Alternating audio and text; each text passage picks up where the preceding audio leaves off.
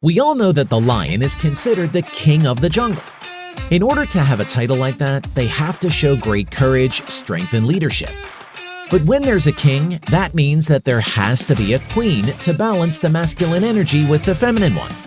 So, who could the queen of the jungle possibly be? Stay tuned to find out. Welcome to another episode. Today, we're going to talk about which animals contend for the spot as the queen of the jungle. Which one will you dub the winner? The first contender for Queen of the Jungle is the obvious choice, the lioness. But first, a fun fact. Why are lions referred to as the king of the jungle when they don't even live in a jungle? Well, because in the case of lions, the title doesn't specifically refer to the jungle habitat. The word jungle comes from the Hindi word jangala, which is defined as a rough, wild, uninhabited place. In Africa and India, the jungle is referred to as the desert. The word later evolved to refer to dense forests with thick vegetation. So now that we've cleared up that confusion, let's continue. The lioness portrays strength and grace, and without her, the dynamics of the pride would fall apart. She is the main provider for the pride, as it is mainly her duty to do the hunting to feed the family, while the male lion patrols the area and protects them. Lionesses work together and hunt in packs. They understand the importance of teamwork and helping each other, making them true leaders. The lioness fiercely loves her cubs and will fight to the death for them. She is stronger than other animals that may be a threat to her babies, so it would be wise to steer clear and never come between a lioness and her cubs. Just like the males, lionesses are extremely brave and are not afraid to put you in your place. The next contender is the bonobo. Bonobos live in the rainforests of the Congo Basin and, along with chimpanzees, are the closest relative to humans. The female bonobos are the ones who really run the show and call the shots in their society. If male bonobos step out of line, the females are known to keep control by showing aggression and attacking them, many times resulting in injuries to the male. They rarely ever kill the males, but this display is a form of discipline and sends a message that says, the women are in charge. Actually, that kind of reminds me of my mom. We all remember our teenage days when we would break the rules and have to later feel the wrath of mom. Female bonobos are known to come to the aid of young female bonobos in their society who are being bullied by the males. The older, wiser females will chase down the males, attack them, and have even been known to bite them to make them leave the young females alone. But despite their occasional aggression, for the most part, female bonobos are peaceful and carry themselves with class and poise. They demand the same of the male bonobos and will correct them when they aren't behaving to the female standards. The cooperation between the females builds strong authority to keep everyone in line and maintain order. But we can't be debating who the queen of the jungle is without bringing up the tiger. The female tiger, or tigress, is a highly independent animal. Unlike lionesses, she doesn't need a pride or a mate to sustain herself. She takes care of herself, doing all the hunting and protecting needed to keep herself and her cubs safe and happy. The tigress is an excellent hunter and prefers to hunt at night, as she is mostly nocturnal. She relies on her sharp senses to sneak up on prey in the dark and to successfully catch dinner.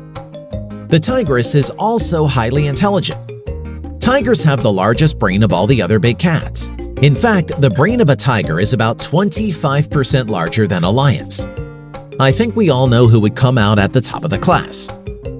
Tigers are also physically one of the larger big cats.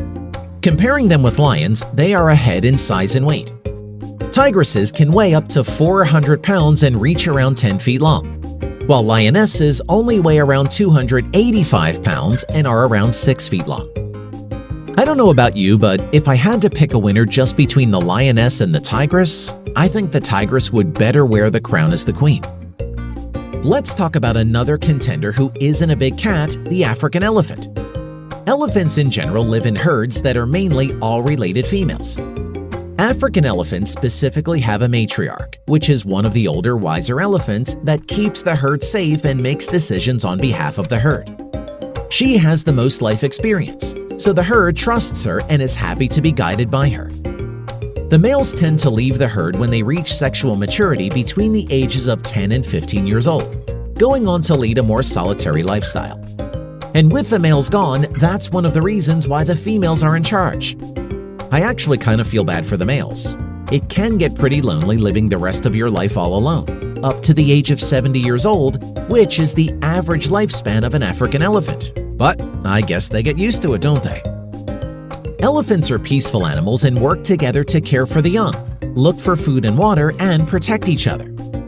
Elephants will fiercely protect their family and will gladly use their giant heavy trunks to hit any predators that attack them or even trample them. African elephants can weigh over 13,000 pounds and reach around 13 feet tall. Their massive size alone is one of the reasons why pretty much every predator won't bother attacking them. Well, that and the fact that elephants are extremely strong and can easily crush them. Taking down an elephant is extremely difficult for any predator, unless one happens to be sick and weak or if a baby wanders a bit too far from the herd. We have time for one last contender, the spotted hyena. They earn a spot on the list because the females are in charge. They live in clans of 80 to over 100 hyenas, which are all led by females. Physically, female hyenas are larger and stronger than the males. Males can weigh between 90 to 120 pounds, while the females outweigh them between 100 to 140 pounds. Females have more muscle mass and are also significantly more aggressive than the males, making them the ones who lead the battles against any other animals or threats. This is mainly because female hyenas have 3 times more testosterone in their bodies than the males. Even as cubs, the females will dominate over the males. Spotted hyenas live in matriarchal societies led by an alpha female, while the males are the lowest-ranking members of their society. Female hyenas and cubs are the first ones to eat when there's food, and the males have to wait their turn, hoping that something is still left to eat. The males are usually forced to leave the clan when they reach sexual maturity around the age of 2 or 3 years old and need to find a new one to join. Even once they leave their clan and try to join another one, it's the decision of the alpha female of the new clan to accept him or not. If he's not accepted, he could be met with a violent response. But if he is accepted, he will constantly be pressured to mate and will struggle finding enough food to eat. Female hyenas sound more like tough, ruthless leaders than kind, caring ones. Do you think a queen should be ruthless or caring? Well, they do say you catch more flies with honey. We made it through our list. Which of these animals do you give the title to as the queen of the jungle? Let us know why in the comments below. Don't forget to click the like button if you enjoyed the video and subscribe so you won't miss our newest videos. Thanks for watching.